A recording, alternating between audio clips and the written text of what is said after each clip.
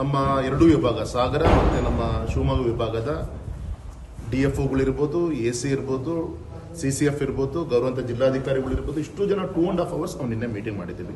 ನಮ್ಮ ಶಿವಮೊಗ್ಗ ಜಿಲ್ಲೆಯಲ್ಲಿ ನಮ್ಮ ನ್ಯಾಷನಲ್ ಹೈವೇಗಳಿಗೆ ಟೆಂಡರ್ ಆಗಿ 2.5 years ಆಯಿತು. ಹೋದ ವರ್ಷದಲ್ಲಿ ₹1 ಕೂಡ ಕರ್ನಾಟಕ ರಾಜ್ಯಕ್ಕೆ ರಾಷ್ಟ್ರೀಯ ಹೆದ್ದಾರಿ ಕೇಂದ್ರದಿಂದ ₹1 ಬರಲಿಲ್ಲ.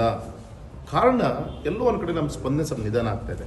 Because of land acquisition major, ಅದು ರೆವಿನ್ಯೂ ರಿಲೇಟೆಡ್ ಇರ್ಬೋದು, ಫಾರೆಸ್ಟ್ ರಿಲೇಟೆಡ್ ಇರ್ಬೋದು. ಕೆಲವು ವೈಲ್ಡ್ ಲೈಫಿಗೆ ಬರಲ್ಲ ಅಂಥದ್ದು ಕೂಡ ವೈಲ್ಡ್ ಲೈಫ್ ಕನ್ಸರ್ಟ್ ತಗೊಳ್ಳಿ ಅಂತೇಳಿ ರೈಟಿಂಗಲ್ಲಿ ಕೊಟ್ಬಿಡ್ತಾರೆ. ಈ ಥರ ಸಮಸ್ಯೆ ಆಗಿ ಈ ಉದಾಹರಣೆಗೆ ಅನಂತಪುರ ರಸ್ತೆ 600 ಕೋಟಿ ಚಿಲ್ಲರೆ ಟೆಂಡರ್ ಆಗಿರೋದು. ಈಗ 2.5 years ಆಯಿತು, ಕಾಂಟ್ರಾಕ್ಟ್ ಒಂದು ಮುಂದೆ ಬರಲ್ಲ. ಈಗ ಇವತ್ತಿನ ರೇಟ್ ಹಾಕ್ಕೊಡಿ ಅಂತ ಹೇಳ್ತಾನೆ.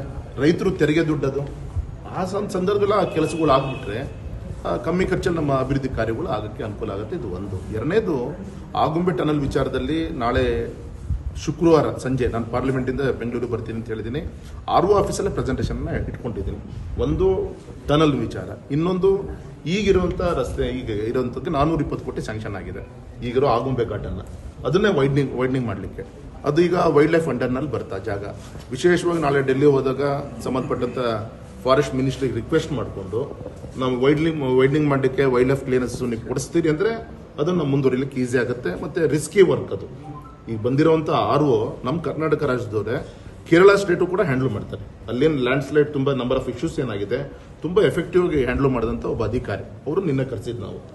ಹಾಗಾಗಿ ನಾಳೆ ಬರೋ ಶುಕ್ರವಾರ ಕೂತು ಡಿಸಿಷನ್ ತೆಗೆದುಕೊಂಡು, ಒಂದು ಟನಲ್ ಮಾಡಬೇಕು ಅಂದರೆ, ಒಂದು ಘಾಟ್, ಒಂದು ವೆಹಿಕಲ್ ಹತ್ತಬೇಕು ಅಂದರೆ 3 mm ಏನೋ ಒಂದು ಸ್ಲೋಪನ್ನು ಇಟ್ಕೊಂತ ಹೋಗ್ತಾರೆ.